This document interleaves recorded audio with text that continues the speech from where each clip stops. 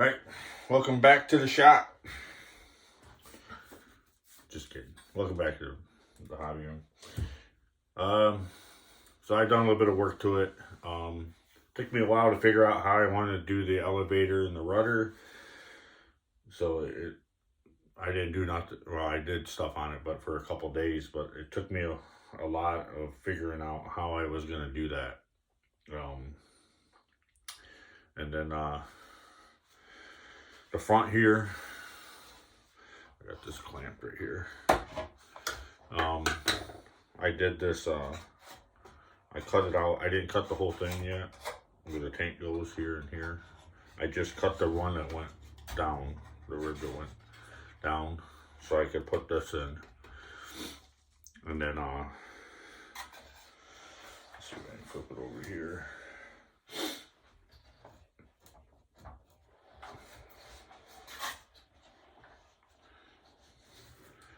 I put a block up here, and I might put a couple more here on this side of this one to help hold this one, because there's a fuel tank rides on this. I mean, when that's riding, that's quite a bit of weight that fuel tank will hold, and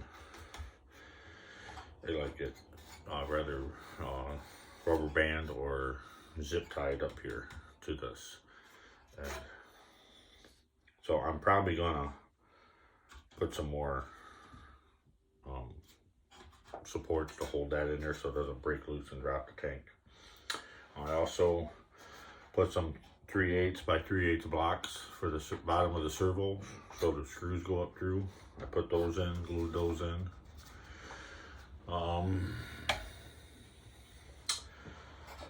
The floor, it's just in here. I haven't done anything with it. I did find the bottom of it. It's a F36, because it doesn't have notches, only on one side. So this, I figured to go to the back. I put it in both ways. The back seems more logical. When you look at it, it tapers it to the front just very slightly.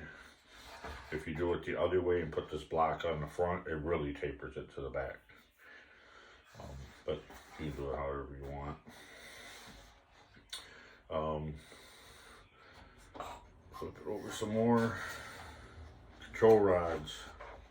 I end up using a control rod for the elevator and the rudder, because I don't want to put a servo back there. I'm going to put some metal part to this up to the servo. I haven't finished putting it in the rest of the way, mounted it, because I'm pretty sure I'm going to have that go to this side and then control it over here off of the servo. Have it control on the inside. That'll give me more room out here for like my rods for my throttle. And then this one, the elevator, I'm not sure if I'm going to run a wire from this. Let's see if you guys see it from here. This one's almost completely all loose. I haven't done nothing with it. I just put it in here. I haven't decided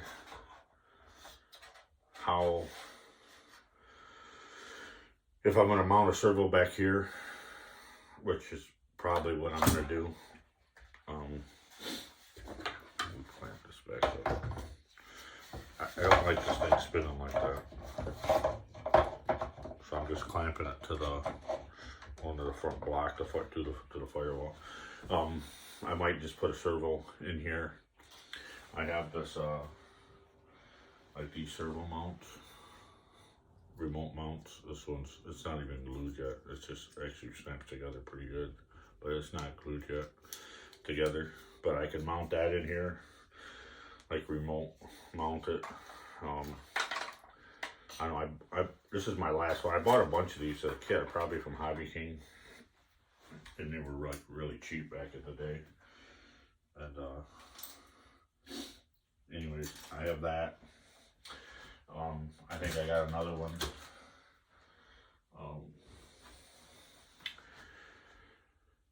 And then these control rods are only 3 foot long. It'd be nice if they're a little bit, you could get longer ones. I looked online, this is the longest I could find. So here I'm going to use just a piece of swivel rod, threaded rod, and come up. But I think that's too far from back here. It's all the way up here for a threaded rod. I don't want it to flex, especially for the elevator. I did, I don't know if you can see it back here. I cut some of these circles out that the 3/4 went through. And I'm gonna move the camera here. Let me shut it down. Cut. All right, we're back. I moved the camera. So yeah, this is the elevator one. I don't know how good you can see that. I did mount it and glue it over to the side here on both sides, front and back. And I put a block here to help hold it against the side. And that pretty much exactly centers it. Really nice back there. That controls really nice and smooth.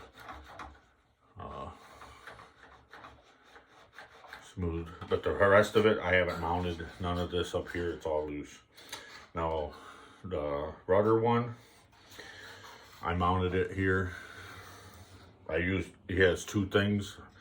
I mounted it on both sides. The backing plates for it. I screwed it. When I put the screws through, I have like this type of, I don't know, 5.5 box. I forgot where I got these. And that will fit in there. And I can turn it and tighten it. And if I have to ever do anything, I know I can get in there. And then I have these. I'm not sure where I got these. He recommended one on the plans, but it was just, these were single. There wasn't a bridge between them. The one he recommended, I don't know, I like this a little stronger to have that in there. I did round it out almost all the way through on one side so I can get more throw to see how it only goes to here. And when you're on your plane, that you need a little bit more. So I routed it out with the Dremel, with the belt, little drum belt on it. And then I cut it off, all the screws off, holes. I cut all those off and then drilled a new hole and rounded it to make it look like the one in there. And then I hooked the clevis up to it and everything. And I got a bag of these. I forgot I had them, and so I have extra ones. And then I used one of these arms, just the arm, for back here. If you can see that. It's just the arm back there. And remember how I was saying before, I only had one of these 24s. I found the other one. It was in one of the wing ribs because you had them stacked. It was stuck in one of them. You couldn't even tell because they were not. Anyways, I found it. So, but I had already made some because the G10 came in. This is it. This stuff is really hard. So I made a couple of these. They're not beautiful. Did them on my stroll saw. Went through 3 blades. I did the fine blades first because I thought, you know, it's so hard that the fine blade, but they like gummed up and it was like burned the blade right up. So I went to a heavier course one, and it seemed to cut better and went slower, and it worked better. But it's like, because I double stacked it, and then I stacked the pattern on top of it. And when I cut it, and I just double face taped everything together when I did it to cut it. On this side, for my, just to see, I have just a 5/32 drill bit stuck through there because I don't have the rod yet. It's pretty much piano rod for like the tuning rod. I got to get some, and then the same thing for back here. It takes a 5/32 rod that you bend for your elevator. You could run double controls or one side to the back and have it pop out the back and then have it run your elevator. That's what I did on Dusty. But it has a little bit of flex to it. I didn't like that. So this, I think I have a lot less flex. The hardest part is getting to that little Allen to tighten it down. So when I stick that rod in there, I'll flatten a little bit spot of it. So when it comes to it'll have a flat spot to hit that Allen head on, and it won't kind of twist out of it. And then I'll have to bend it from there. Which is probably not going to be that easy to do. You're going to have to be real precise when I do it. I could probably figure it out, bend one side, measure it, and then I have to bend the other side while it's in there. Because it's got to be bent when one side does where it's in. If I'm just trying to be real detailed on how I'm doing it. Then let's see, what else did I do? I did put some of the covering on, you can see. Let's turn the camera this way. I ran this side some. These he has cut like this already. They're already made. And then the front, it's got a little groove in it. Here's the front piece. You know, they just fit together. You see it there. And then this just goes in there, and I glued it together, got it all straight and glued it. And then the back is the same way, and I glued it ahead of time before I stuck it on here. I couldn't remember how to do the wrap. I should have probably glued it, because I think you wet it and get it wet, and then bend it, and it still hardens to the glue and get it formed. And I think you just form it, if I remember it, you form it with tape, hold it with tape, let it dry, and then it dries in that form. I probably should have done that, because I did crack it. See that crack? And then this one. But this right here, where you glued that, it's got a flat spot in it because of all that CA through there. The CA, I mean, if you see me doing this, it's because, you know, you get that in your nose, it like hardens your nose hairs together or whatever, if you've done with CA before. But so far it hasn't been affecting my breathing at all. When I did this, I was actually really surprised. I didn't wear a mask. Like, I still have to sand all this. It's still really, really rough. But I got a big sanding block. Big long one. With 220 on it. I think I got this at a hobby store, or I must have, because I don't think I got it from Hobby King. And then I know I bought these from Hobby King, I believe. 100 or 150 and 220.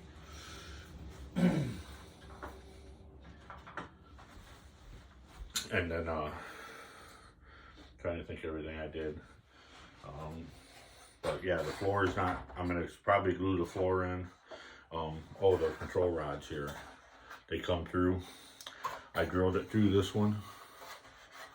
So if you can see that, drilled it through. And through this one, the one for the rudder. I cut this one off. I cut that circle out of there for the 3/4, and I cut the circle out back here. Because the only wire going back there is for the electric tail wheel retract. There'll be a wire running back for that. And it'll come hook in back here, and there'll be a wire running to the front. I haven't decided. I'm probably gonna just mount it, cut some little stick it through the balsa, make some little balsa blocks to stick it through so that wire is not flopping around too much in there. You just don't want it hanging. I was gonna thought about running it through the circle, but it's still, then it's gonna be flopping right in the middle of the plane. I'd rather have it off to one side. Since I got this rudder rod on that side, I'll probably put the servo wire on this side. And then the next thing coming back will be the pull for the tail wheel. That they always have a pull. You can put a servo back there if you want, but I'd rather just run a cable back and I can center the servo up here in this servo tray. And that's why it's got a hole cut in this, a circle hole. So then you can run the pull back, so when the tail wheel's down, the tension's tight. When you retract it up, it sags, and it'll sag through here. That's one of the reasons why I cut those circles out. I don't want nothing for that to catch on, because then if you might be fine when you first took off, and you retracted the retracts, and then you put them back down again to land, and if that cable catches on anything, the tail wheel, if it catches on one side, it can pull it sideways. Well, then you come down to land, and your rudder comes down, or your tail comes down, it can kick the plane, and then you can mess up your wings, you can destroy a prop, maybe even break a motor, break a crank or something, break a rod. So that's just not something I want to happen. So that's why I try to keep everything out of the way here, because that pull is going to come through there. So I'll probably still end up cutting that one off, and because it's probably going to come right through here. The way he's got it designed, it comes just underneath the floor. So that's why I'll probably keep this one off to the side so that pull can go through there. Let's see. I started laying out all the rudder stuff over here. I got the other set of plans. I got the one for the fuselage rolled up to the tail for the rudder, and then I have the elevator one rolled out on this side of the table, and I started laying that stuff out. So yeah, that's what's going on. I don't know if today is Sunday the 1st. Happy New Year, everybody. And I just put a video out today, and then I think that's the 4, and then there's a 5, and then that'll get us to where this one is. So I just added both of those this morning. Like I said, I didn't do no video in the last 2 days. I just tried to concentrate on how I was doing this elevator stuff. And then I went through all my totes and stuff, from figure out where all my motors are. And I know I have a tote. I think I have a tote missing because most of my servos are gone. I have enough to do this one, but a lot of my servos from all the planes I had are gone. I tore apart, and the retracts for this, I haven't found them. The air ones. I don't know where they are. It seems like I got a tote missing,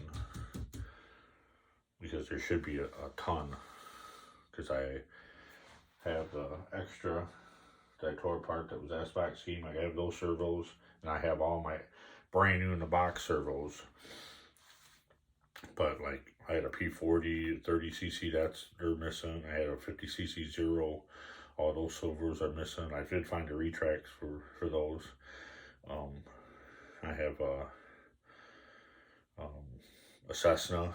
I found the wheels and everything to that, but and the motors and everything, but none of the servos.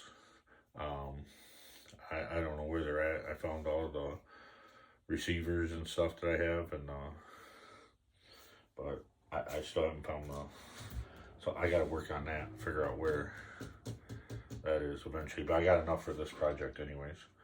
I'm just rambling on now. But let me spin you around here, and I'll show you the table for the rudders. Or the rudders and elevators stuff. How I got it laid out. You can't see all of it. You see some of it, I guess.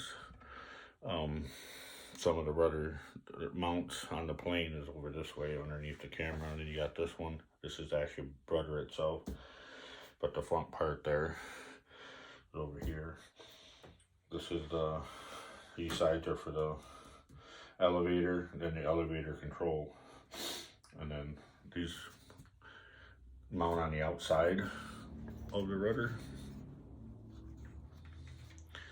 Yeah, they mount on the side at the top, and they got one for each side. Same thing with the elevator. Afterwards, they mount on top of them. I think so. Then when you cover it, it looks more scale, because this back here, I'm pretty sure it doesn't get no balsa on it laid over it. It's like open, just for like a real scale one would be, because it was like not canvas, but you know what I mean. It had covering back there, and the same thing on the rudder. And then I think I have them for the ailerons too, the same way. So when I do the fiberglass on it, I gotta pull it. I might have to pull the fiberglass tight or something. I gotta figure that out. I might have to put a covering. I've done that before. Put a little bit of just regular covering, plain covering, and then stuck it, and then fiberglassed over top of that. I don't know that, or I'll just do covering just on those surfaces, the controls. That's about it. I'll get you guys up to date. All right, later.